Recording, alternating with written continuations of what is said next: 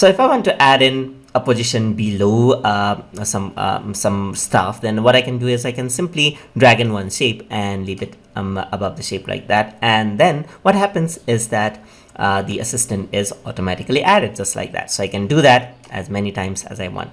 But sometimes what I want is I want to maybe have a number of stuff added in, and I don't want to click and drag over and over again. So in that case, what I can do is, let's say I want to add in three positions all at once. So you can see that there's 3 positions. I can simply click it and I can drag it over here, and you can see that 3 positions are added. So just click the 3 positions, click and drag it over here, and then 3 positions are added just like that.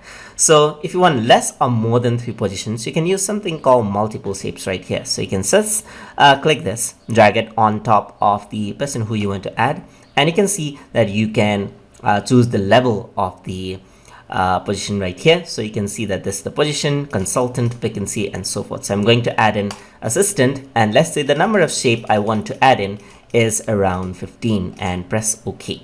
So once I do that, the 15 staff has been added just like that, as you can see. So in the executive level, let's say I want to add in 2 more managers. So I'm going to go into multiple shapes right here. So just click on this, and the option will actually appear. Just click and drag it over here. So I'm going to add in some managers right here. So I need 2 more managers, press OK, and you can see that 2 more managers has been added. So this is how you can easily add in multiple shapes while making a company chart inside of Microsoft Visio. So hope you guys learned something as always, and as always, please like, comment, share, and subscribe.